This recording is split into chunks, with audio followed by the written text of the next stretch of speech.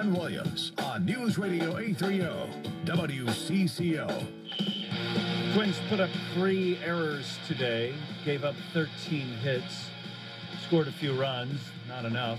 I'm chuckling at the headline I'm looking at online about that game where they gave up 8 right away, then got 8 back, then still lost. Tigers 10, Twins 8, the most ridiculous baseball game that ever was. It was a very strange game. Okay, we'll leave baseball, at least for now, but I think that topic is not going to go away completely. Both the Twins' implosion this year, and I'm kind of curious about what folks think about the guys up in the booth. They got a fan here. It's 3:36 on CCO Radio. Let's talk a little bit with Dr. Charles Crutchfield. He is a dermatologist with Crutchfield Dermatology. Hey, Doc, it's John Williams. You're on WCCO Radio. How are you? Hey, good afternoon. Thanks for having me. I appreciate you joining us. The Consumer Reports study found that some of the substances in the sunscreens aren't as effective as they should be, and a lot of them have labels that sort of misrepresent the effectiveness. They'll say it's a 40. Lo and behold, it has the effectiveness of an SPF of 8. What's going on here, doctor? You know, this is a secret that as dermatologists we've known about for a long time, so we really try to educate our patients on how to apply sunscreens properly. You know, I kind of look at it, this is very similar to the whole levels of cars and how they've been changing their exhaust output numbers. What happens with sunscreens is they have these panels and they have to be tested, but the companies are very, very careful. They tell the testing people to put it on really, really thick. That way it's put on much thicker than people normally use it, and as a result they get a higher rating because they realize that SPF number is marked being gold. The higher the number, the more they can charge, and the more people will want to buy it. So that's what's going on. In the testing, they just put it on extra thick. So we know that in reality, the SPF number is probably half of what is listed on the bottle. Do you think that's true across the board? No, I can't say for every product, but in general, we see that more often than not. It's probably true 40 to 60% of the time, but the problem is you don't know which is the 40 and which is the 60. Some of them have organic compounds, some of them have metallic compounds. Should I concern myself with the ingredients of them? Yeah, there's been a lot of talk about that, but they're called chemical blocks, and there's also physical blocks. And physical blocks are actually fine particle metals, just very much like you've seen in the old days with the lifeguards and they had the white nose. They were putting on a metallic block on their nose to block the sun. So, and some products have a combination of both. But no, the real key is looking at the SPF number, but also the UVA broad spectrum protection. And in fact, I think what we really need to do is change the whole focus. We got to get it off the SPF number because there are really 2 things that are important. And the way I look at this, there are 3 different wavelengths of light that come in from the sun: UVA, UVB, and UVC. UVC is pretty much blocked out by the atmosphere unless there's a hole in the ozone. So the one that we really get exposed to are UVA and UVB. And the way I remember this, all this is not accurate, but as a medical student, I needed mnemonics. B stands for burns, B stands for burns, and A stands for aging. And so the UVB number is the SPF. That keeps you from getting burned. But what you really need is UVA protection because that causes wrinkles, brown spots, and skin cancer. And in the old days, we were great. We had great things that would block UVB so you wouldn't get burned, but the UVA would pour in, and that's much more damaging. It's a longer wavelength. It goes deeper. It fractures the DNA. So now most sunscreens have both an SPF number but also UVA protection, and UVA protection is more important than the SPF number. UVA is where the cancer comes from. Yep, I think aging, wrinkles, brown spots, liver spots, and cancer. So if I want to block that, shop UVA, not SPF. And is there a number or a value that I should look for on UVA? Yes. What I tell my patients is you want an SPF number of 30 or higher, and you want something that says broad spectrum protection or UVA protection. It says one of those 2 things. So UVA spectrum, but that sounds like kind of a coverall. I'm not hearing you say UVA 5, UVA 50, but just UVA or broad spectrum coverage. Right, and there's a very difficult time measuring the amounts of UVA numbers. So they don't have numbers for UVA. So what you want to look for is UVA protection or broad spectrum. Those are the 2 terms to look for that are more important than the SPF number. It's good to have both, but the most important thing is UVA, and we got to educate people. That's the secret.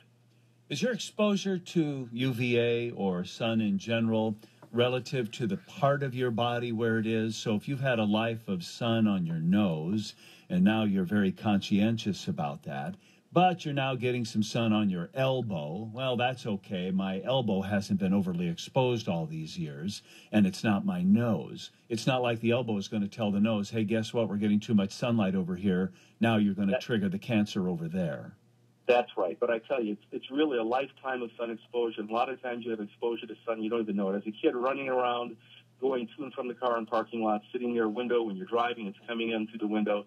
So every little bit helps. I just say protect everything. Be sun smart and sun safe. And the other thing about sunscreens, they take about 15 minutes to set up in the skin properly. And so you want to put it on 30 minutes before you have sun exposure, and then reapply it every 1 to 2 hours, especially if you're actively perspiring or swimming. Now, a lot of these will say water resistant. There's no true waterproof sunscreen, but they are water resistant. But nevertheless, if you're going swimming, put it back on when you get out of the water. By the way, if you've got a question for our guest, Dr. Crutchfield's on the phone line, 651-989-9226, or text to 81807, text to 81807. I have a question for the doctor. All right. Dr. Crutchfield, by the way, it's Jordana Green. I'm a patient of yours. Oh, hey there. Nice to hear from you. I'm glad you're on the air. I have a question. I try to wear sunscreen every day, but I try to put it in like a tinted moisturizer that I use, or a makeup base that I use. Is that enough if I use it in makeup? It is, especially if it's broad spectrum. But the other little trick that I tell patients is if you can also wear sun-protective clothing, because that's something you'll put on and it keeps working. You don't have to reapply it. Most sunscreens you should apply if you're outdoors every 1 to 2 hours. I like the sun-protective clothing. There are a couple spots online. They make a really tight weave fabric that blocks the sun out. So it's a physical block. And once it's on, if you've got a broad-brimmed hat or a special shirt or pants or a neck guard, neck protector, you don't have to put it on again. It just keeps working for you. So that's another thing that I recommend, probably as important as sunscreen. And the other thing with ultraviolet radiation, here's another trick. Yeah. Most people don't think about this, but your eyes are exposed to the same ultraviolet radiation. So most ophthalmologists would say, wear sunglasses with UVA protection. That'll save you from a lot of eye problems later in life. Yeah, your retina is exposed to the sun, too. Obviously, light gets in. That's how you see. Too much sun, that's bad for your retina. Absolutely.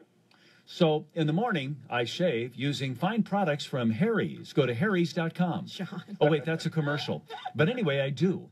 And then after I shave, they have this real nice aftershave lotion I like to put on. But then I also use Retin-A on parts of my face. And then I like to put a sunblock moisturizer on. And I never know in what order to add those things to my face. You want to put the sunblock on the end. Lastly, and that'll adhere, stick to it. It'll be okay, even though it's going on that base of other stuff. Yeah, as long as the other stuff, if you rub it until it vanishes and then just put it on top, you'll be fine. What do you think about the order of the Retin-A versus the aftershave from Harry's at harrys.com?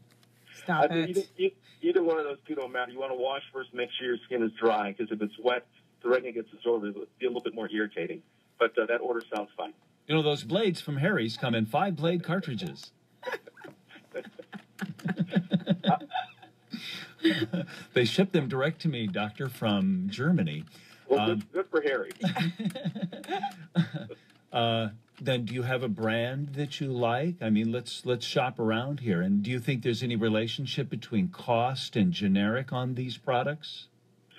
No, and here's the thing. I don't have any tie to any type of sunscreen company or pharmaceutical company. And I tell my patients the sunscreen that works best is the one that gets used. So if there's one that's used too oily or greasy, or if it's hard to put on, you'd rather use a spray, that's the one that you want to use. So you look for something with SPF 30 or higher with a broad spectrum or UV protection.